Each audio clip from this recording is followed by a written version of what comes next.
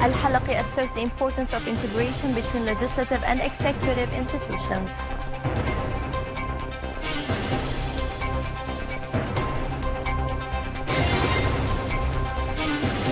A spiritual meeting of the Patriarchs of Antioch calling for an end to the destruction of civilization.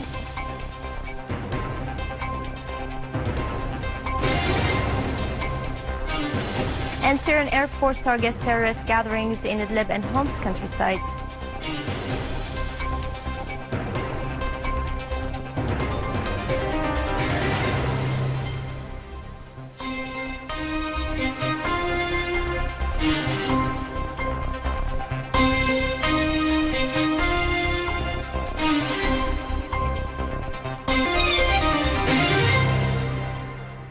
Good afternoon.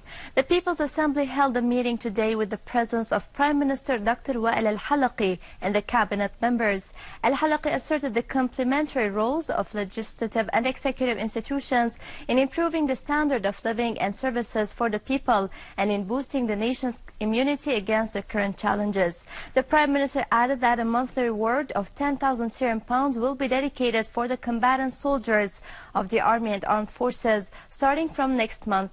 For his part, Parliament Speaker Mohammed Jihad al-Laham said that the Syrian Arab Army is accomplishing its mission as it has always done in defeating terrorists in different battlefields, foiling the plots hatched by Syria's enemies. On the ground, the Syrian Arab Army unit destroyed several hideouts for terrorists from al-Nusra front on the northwestern slopes of Mashara Hills in Qunaytira's countryside. The operation coincided with other military operations in which Syrian Arab Army units eliminated many terrorists from al-Nusra in Khan al-Sheikh, Beit Sabr and Ain al-Bustan in Damascus countryside. Meanwhile, a military source said that the Syrian Air Force targeted several gatherings of terrorists in Ariha and many other areas in Idlib countryside, killing many of the terrorists and destroying their weapons and vehicles. In Homs countryside, the Air Force targeted the terrorist gatherings and hideouts in many areas, killing dozens of them, including non-Syrians.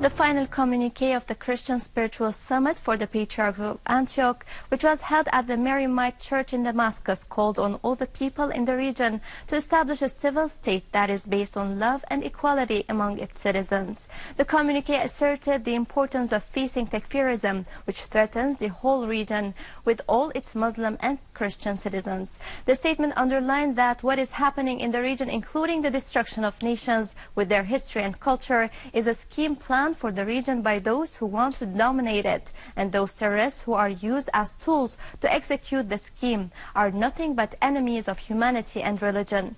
In their final statement, the patriarchs called on halting foreign intervention in the affairs of the Syrian people and other peoples in the region who alone have the right to determine their future and destiny. The spiritual meeting of Patriarchs of Antioch has been held in the Maryamite Cathedral of Damascus. The Maryamite Church in Damascus has witnessed the spiritual meeting of Patriarchs of Antioch with the participation of His Beatitude Patriarch John X Yazji, Mar Ignatius Ephraim II, Gregorius III Laham, Mar Ignatius Yusuf III Yunan, Cardinal Mar Bashar Butros Rai, and the Papal Ambassador in Damascus. Patriarch Yazji said that we have gathered today to say enough for the killing and destruction of civilization in the cradle of civilization. He added that we all stand by all those who defend their homeland and pay a heavy price in the fighting terrorism, Takfiris, the blind abduction, the severe siege imposed on Syria, the loss of the beloved ones, and the undermining of common living. He called upon the international community and the United Nations to support the Syrians who are exposed to heinous crimes. Cardinal Bashar asserted that the war in Syria is unjust, and that the last word won't be war, but it will be peace. During a mass he headed following his visit to al-Faransi hospital in Damascus, his beatitude said that he always prays for this war to end.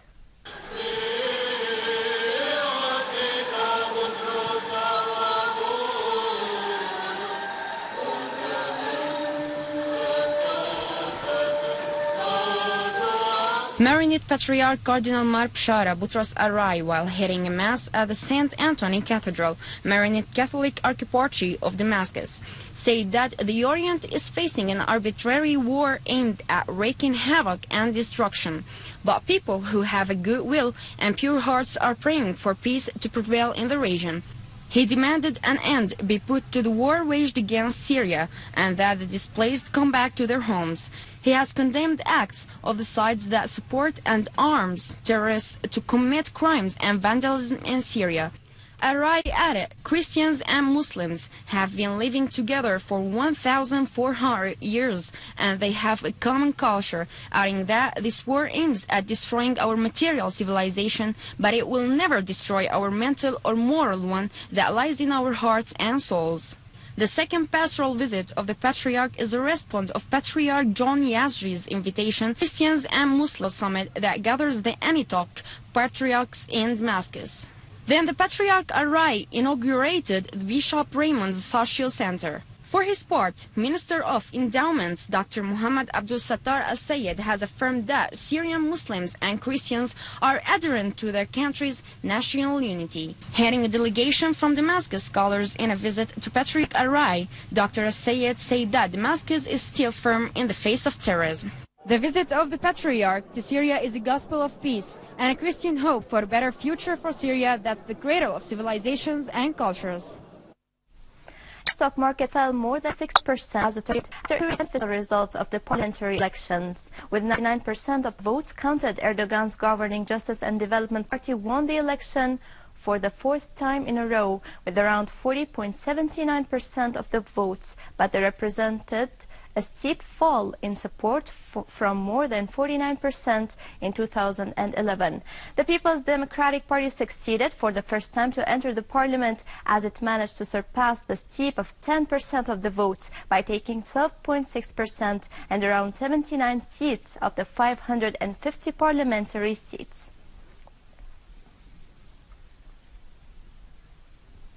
62 Yemenis were killed, including women and children, as dozens were injured due to al-Assad regime's airstrikes on houses, schools, health centers, and Sahar district in Saada city.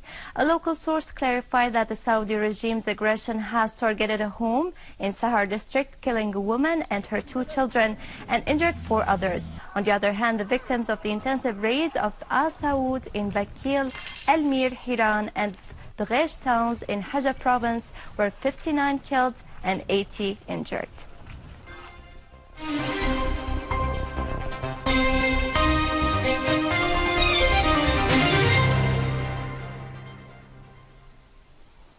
Al-Mushtahid Hospital is the main public hospital in Damascus city. Repeated terrorist attacks have increased the burden on it, though it is always on full alert 24/7. Let's see more in the following report. Mariam fell down the stairs today, breaking her leg. It is a day she will remember. But for the staff of Al-Mushtahid Hospital, Mariam is just one of 1,200 patients who cross the doors of Damascus's central hospital every day. The hallways are cramped, with people waiting to be checked, treated, or medicated. This has turned into the major medical facility in Damascus, and with more and more people seeking safety in the capital, already heavy strain on the hospital is growing. We toured the hospital with Dr. Aziz Haj Ali, the hospital's chief resident. Our camera is not always welcomed here.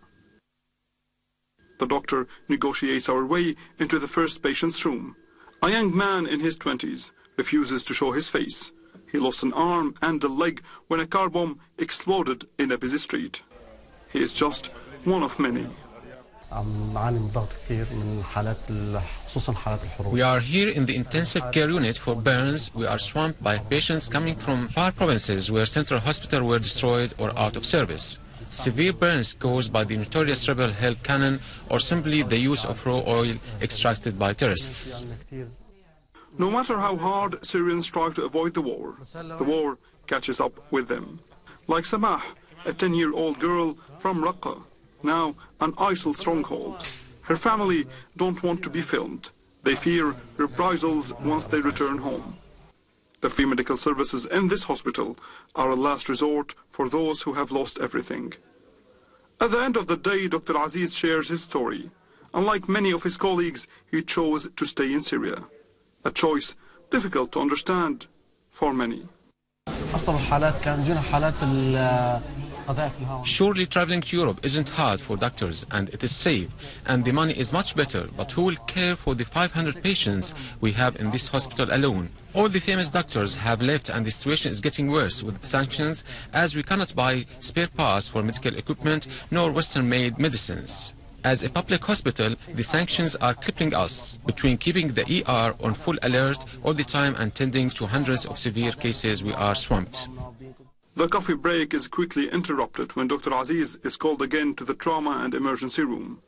8 people have been severely wounded by mortar shells fired on a residential quarter in Damascus and its central hospital. This is just a day like any other. Ibrahim, Damascus.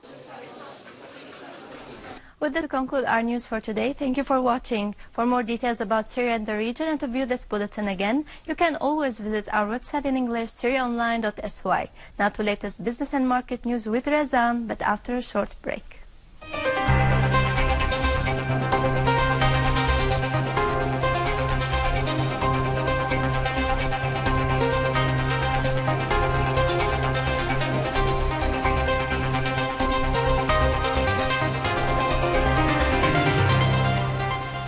Good afternoon. Amounts of medicines and serums arrived in the international Qamishli airport and they were delivered to the foreign trade company Pharmix, Hasaka branch. The medicines included anti-scorpion and anti-snake venom serums and immunological drugs, which cover the needs of such medicines in the province for 3 months. The medicines will be distributed to the public and private sectors, according to Al-Somal, who stressed that the pharmacological situation in the province is good in general, as all types of medicines are available and there is no shortage in any type. Last May, Pharmix received amounts of generic drugs, which were distributed to the public and private sectors. Electricity Ministry was able to maintain its sector relatively through restoring what has been damaged by terrorists and implementing the plan put to develop this sector. This was stressed by the Electricity Minister during a meeting with the electricity directors in the governorates. He also showed that the ministry put plans until the year 2020, calling for making regular preventive maintenance for converting stations so that rationing hours could be during daytime, as the ministry seeks to reduce the rationing hours as much as possible, specifically during the high school and university exams as well as Holy Ramadan. Iranian oil minister asserted that Russia will import Iranian oil according to arrangements of swapping oil with goods after talks that took over a year. Last April, the Kremlin announced that implementing the arrangement that Iran will import 500,000 barrels of crude oil per day to Russia for goods at the same value has started in the same context, and after finishing the OPEC meetings in Vienna, Iran oil minister affirmed that his country does not need permission to raise its production volume and to get back to the international oil market, as he believes that OPEC will lead the way for Iran.